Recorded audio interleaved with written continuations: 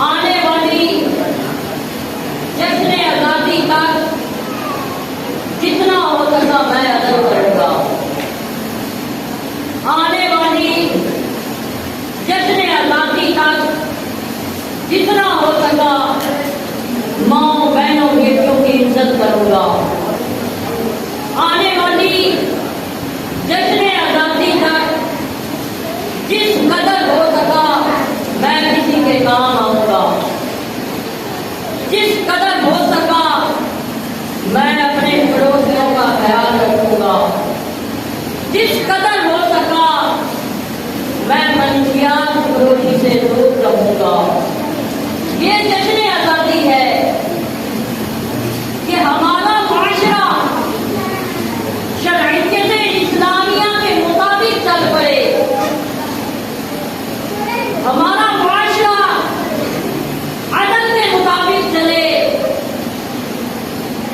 آج اگر ہم میں سے کوئی تاجر ہے، کوئی زمیندار ہے، کوئی وکیل ہے، جج ہے، کسی بھی عہدے پر قائد ہے، ہم نے حضور کی زندگی کو دیکھنا ہے کہ حضور نے زندگی کس طرح گزاری ہے.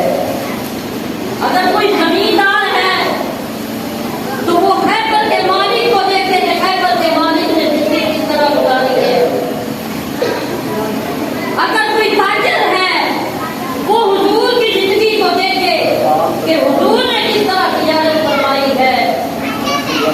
اگر کوئی حکومتی عہدے پر ہے، کوئی کمانڈر ہے، کوئی چیف ہے، وہ احد کے کمانڈر کو دیکھے، بدر کے کمانڈر کو دیکھے کہ بدر کے کمانڈر نے کمان کس طرح کی ہے. یہ جشن آزادی ہے کہ ہمارے دلوں سے حسد نکل جائے دوسروں کے لیے. ہمارے دلوں کے اندر دوسروں کے لیے جو بغض ہے، آج کے دن ہم جامعہ مدینہ الاسلام کے اندر بیٹھ کر یہ تحیہ کریں کہ ہمارے دل کے اندر دوسروں کے لیے جو بغض ہے وہ انشاءاللہ ہم ختم کر دیں گے. دوسروں کے لیے جو کینہ ہے وہ ختم کر دیں گے. دوسروں کے لیے جو ہمارے دل کے اندر حسد ہے وہ ہم ختم کر دیں گے. یہ جشن آزادی کا مقصد ہے. جشن آزادی کا مقصد ہر کس کے نہیں کہ ہم دوسروں کو خاص کرتے رہیں، دوسروں کا سلوک کرتے رہیں، دوسروں کا حق دباتے رہیں. یہ جشن آزادی نہیں ہے. اللہ رب العزت ہم سب کو صحیح معنوں میں جشن آزادی منانے کی توفیق عطا فرمائے. اللہ رب العزت پاکستان کو عروج عطا فرمائے. اپنی بات کے ساتھ اللہ رب العزت جامعہ مدینہ الاسلام کو دین روٹی رات پوری کرتی عطا فرمائے. اور میں یہ بڑی خوشی کے ساتھ کہہ سکتا ہوں کہ الحمدللہ اس وقت جامعہ مدینہ الاسلام کے اندر 15 بچے عبادت کر رہے ہیں. تقریباً 2-3 بچے درس نظامی کر رہے ہیں. قراءت اور نازلے والوں کو ملا کر تقریباً 160 بچی بچہ میرے تعلیم ہے.